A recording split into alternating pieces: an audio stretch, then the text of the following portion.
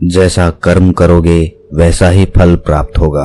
ये कहावत हम सब ने बहुत बार अपने जीवन में सुनी होगी, लेकिन क्या सच में आप दिल से मानते हैं कि अच्छे कर्मों का फल अच्छा ही होता है? अंदर से कोई स्पष्ट उत्तर नहीं आ रहा होगा, क्योंकि हम अपने आसपास ऐसे बहुत से लोगों को देखते हैं जो जीवन भर अच्छे कर्म करते रहते हैं, लेकिन इसके बावजूद उन्हें अच्छे फल प्राप्त नहीं हो पाते। एक नौजवान कड़ी मेहनत करता है किसी परीक्षा में पास होने के लिए, लेकिन उस परीक्षा के परिणाम में उसे निराशा ही हाथ लगती है। तो इससे तो यही सिद्ध होता है कि जिन महापुरुषों ने ऐसा कहा है कि अच्छे कर्मों का फल अच्छा ही होता है, या तो वो महापुरुष गलत थे या फिर हम कर्मों का लेखा जोखा समझ ही नहीं पाते।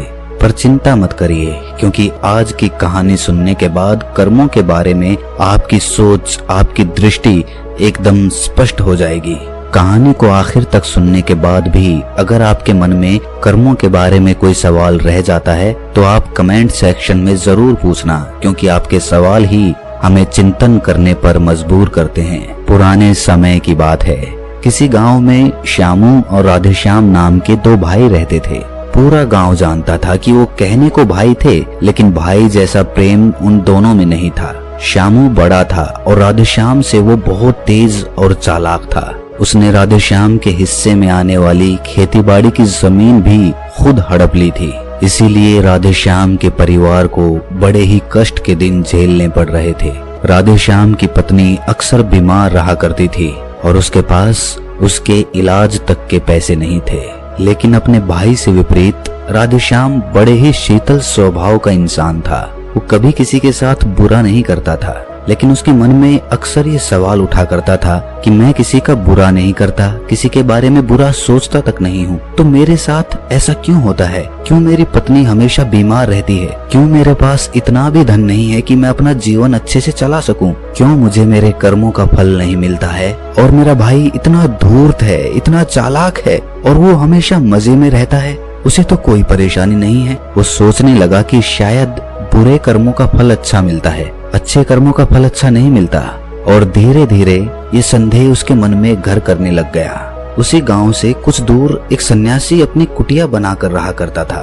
जब भी वो सन्यासी गांव में भिक्षा मांगने के लिए आता तो सबसे एक ही बात कहता कि जो तूने किया वो तेरे हिस्से और जो मैंने किया वो मेरे हिस्से। राधेश्याम इस बात का अर्थ कभी समझ नहीं पाया। एक दिन जब वो गहरी चिंता में डूबा हुआ था तो उसके कानों में यही शब्द पड़े कि जो तूने किया वो तेरे हिस्से और जो मैंने किया वो मेरे हिस्से। जैसे ही ये शब्द राधेश्याम के कानों में पड़े, वो गुस्से से तिलमिला उठा।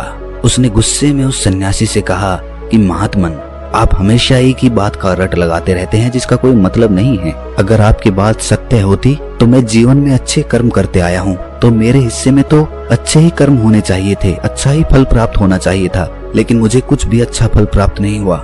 मेरी पत्नी हमेशा बीमार रहती है, खाने तक के पैसे नहीं होते हमारे पास। सन्यासी ने बड़े ही शांत स्वर में कहा कि ऐसा प्रतीत होता है भंते कि परिस्थितियों से तुम हार मान चुके हो। कठिन परिस्थितियों ने तुम्हारी सोच पर गहरा असर डाला है। बुरे समय ने तुम्हारी सोच भी बदल कर रख दी है। तुम एक काम करना, आज संध्या समय कुछ फल लेकर मेरे आश्रम में आना, फिर मैं तुम्हारे सारे सवालों के जवाब दूंगा। और ये कहकर वो सन्यासी अपना भिक्षा पात्र लेकर अगले घर की तरफ निकल जाता है। संध्या समय राधेश्याम ने कुछ फल खरीदे और गांव से दूर उस सन्यासी की कुटिया की तरफ निकल पड़ा। जैसे जैसे वो रास्ते पर आगे बढ़ रहा था, उसे अथाह शांति का अनुभव हो रहा था, क्योंकि रास्ता गांव से दूर था, इसीलिए उसमें कोई हलचल नहीं थी। बस रास्ते में जगह जगह कुछ लंगूर और बंदर दिखाई दे रहे थे। राधेश्याम के मन में आया कि वो कुछ फल उन बंदरों और उन लंगूरों को खिला दे, लेकिन फिर उसने सोचा कि अगर मैं फल लेकर सन्यासी के पास नहीं गया तो मेरे सवालों के जवाब मुझे नहीं मिलेंगे। इसीलिए बंदरों से वो फल बचाता हुआ उस सन्यासी की कुटिया तक पहुंचा। जैसे ही राधेश्याम उस कुटिया में पहुंचा, वैसे ही सन्यासी बोल पड़ा, अगर मन में था तो ये फल खिला क्यों नहीं दिए बंदरों को?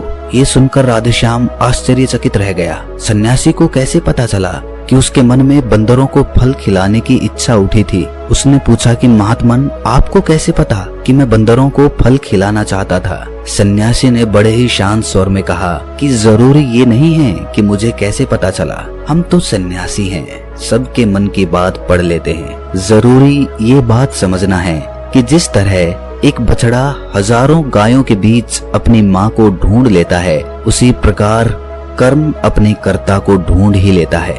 ये कर्म मेरे हाथों ही होना लिखा था। और ये कहकर सन्यासी ने उसके हाथ से फल लिए और बंदरों को खिलाना शुरू कर दिए। राधेश्याम इस बात का मतलब समझ नहीं पाया, इसीलिए उसने उस सन्यासी से सवाल किया कि महात्मन, मैं आपकी बात का आशय समझ नहीं पाया, कृपया करके मुझ अज्ञानी को इसका मतलब समझाने की अनुकंपा करें।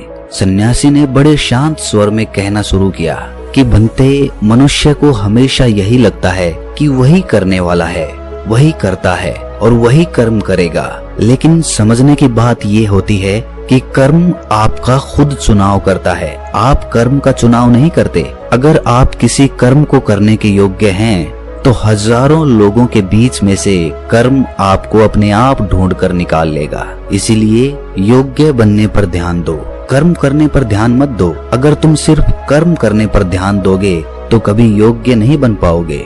योग्य बनने के लिए जिन कर्मों की आवश्यकता होती है, पहले उन छोटे छोटे कर्मों को करना शुरू करो, और जब तुम योग्य बन जाओगे तो बड़ा कर्म या कहें कि मुख्य कर्म या फिर जिस कर्म के लिए तुम बने हुए हो, वो कर्म तुम्हारे पास खुद चल कर आएगा। उदाहरण के लिए तुम इन बंदरों को देखो। इन बंदरों ने छोटे छोटे कर्म करके पेड़ों पर चढ़ना सीखा, गुलाटियां लगाना सीखा, और इसी प्रकार छोटे छोटे कर्म करते हुए ये मुझ तक पहुंच गए। और मुझ तक पहुंचने के बाद इनके पास इनका खाना खुद ही पहुंच गया। इसीलिए अपनी रोजमर्रा की जिंदगी में छोटे छोटे कर्म करते हुए अपने आप को योग्य बनाते जाओ, और जब तुम योग्य बन जाओगे तो अपने आप बड़ा लक्ष्य तुम्हें प्राप्त हो जाएगा। सन्यासी ने अगला कथन कहना शुरू किया, जो कि बहुत ही जरूरी था। ध्यान लगाकर सुनना। अगर तुम योग्य बनने के लिए कर्म नहीं करोगे तो दूसरे लोगों के कर्म भी तुम्हें प्रभावित करने लगेंगे। उदाहरण के लिए तुम्हारी पत्नी कई दिनों से बीमार है। तुम अक्सर यही सोचते हो कि मुझे किन कर्मों की सजा मिल रही है, लेकिन समझने की बात ये होती है कि तुम्हारी पत्नी बीमार अपने कर्मों की वजह से है, तुम्हारे कर्मों की वजह से नहीं है। तुम्हारे कर्म तो अच्छे हैं, लेकिन क्या पता तुम्हारी पत्नी के कर्म अतीत में अच्छे ना रहे हों, जिसकी वजह से वो बीमार हो गई हो, और तुम्हारी पत्नी के कर्मों की वजह से तुम्हें भी दुख झेलना पड़ रहा है। और इसी प्रकार बहुत से मनुष्य अपने बच्चों की वजह से, अपने परिवार की वजह से, इन सब की वजह से खुद दुख झेल रहे होते हैं। लेकिन जरा सोचो, अगर तुम योग्य होते तो तुम अपनी पत्नी का खुद इलाज करवा पाते, उसकी बीमारी दूर करवा पाते। और क्या पता अगर तुम योग्य होते तो तुम्हारा किसी दूसरी स्त्री के साथ विवाह हुआ होता जो स्वस्थ होती।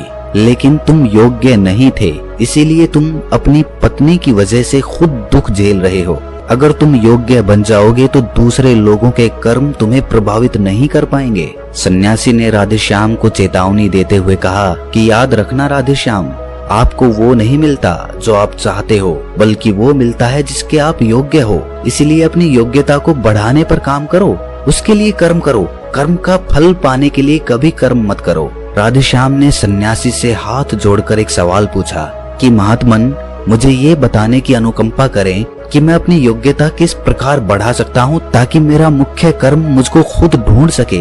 सन्यासी ने बड़े ही शांत स्वर में कहना शुरू किया कि भंते, इसके लिए बड़े ही सरल सरल उपाय होते हैं। सबसे पहला उपाय है कर्म करके भूलते जाओ। तुम जो भी कर्म कर रहे हो अपने योग्य बनने के लिए, उस कर्म को करने के बाद भूल जाओ। ये मत सोचो कि उससे तुम्हें क्या प्राप्त हुआ। इसीलिए कहा जाता है कि कर्म करो, फल की चिंता मत करो। अगर तुम फल की चिंता करोगे तो वास्तविकता में तुम कर्म कर ही नहीं रहे होगे। अक्सर मनुष्य की पीड़ा का ये एक बहुत बड़ा कारण होता है। वो सोचता है कि मैं कर्म तो अच्छे कर रहा हूँ, लेकिन मुझे फल प्राप्त नहीं हो रहे, और यही पीड़ा उसके मन को ठेस पहुँचाती रहती है, उसको अपने लक्ष्य से भटकाती रहती है। किसी कर्म को करने के बाद अपना आकलन जरूर करें, लेकिन फल की चिंता ना करें। राधेश्याम ने सन्यासी से सवाल किया कि महात्मन, हम अपना आकलन कैसे कर सकते हैं? सन्यासी ने उत्तर दिया कि भंते, जब भी तुम कोई काम पूरा करते हो तो काम पूरा करने के बाद खुद से ये सवाल पूछो कि क्या इस काम को करते समय तुम्हारा ध्यान इसी काम पर टिका हुआ था या तुम्हारा ध्यान कहीं और भटक रहा था।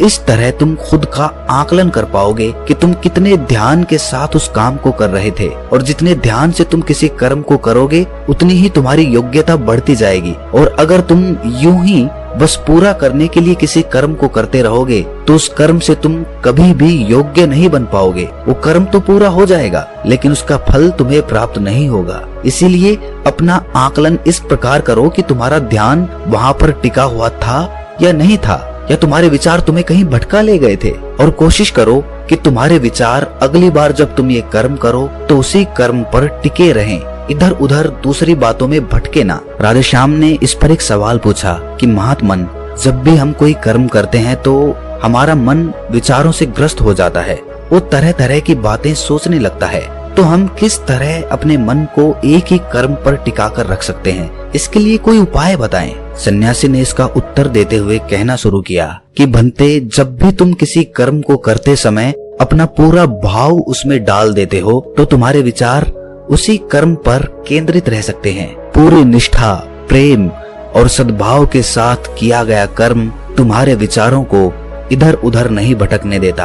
विचार तभी तुम्हें दूसरी दिशाओं में बहाकर ले जाते हैं जब तुम उस कर्म को पूरी निष्ठा के साथ नहीं करते, उसमें पूरा प्रेम नहीं डालते, उसमें पूरा भाव नहीं दिखाते। जब ये तीनों चीजें तुम उस कर्म में डाल देते हो तो स्वाभाविक रूप से तुम पूरी तरह उस कर्म में सम्मिलित हो जाते हो और तुम्हारा मन और मस्तिष्क एक ही जगह पर टिका रहता है। सन्यासी ने अपनी बात खत्म करते हुए कहा कि अगर कोई इंसान, कोई मनुष्य इन उपायों का सही तरीके से इस्तेमाल करता है, उनका पालन करता है, तो वो किसी भी कर्म के लिए अपने आप को योग्य बना सकता है। और एक बार अगर वो योग्य बन जाता है तो उसी बछड़े की भांति उसका कर्म उसे अपने आप ढूंढ लेता है। राधेश्याम को कुछ फलों के बदले जीवन भर का ज्ञान मिल चुका था, उसे स्पष्टता मिल चुकी थी, उसके सारे मन के सवाल खत्म हो चुके थे। उसने सन्यासी को प्रणाम किया और वहां से अपने घर के लिए निकल पड़ा।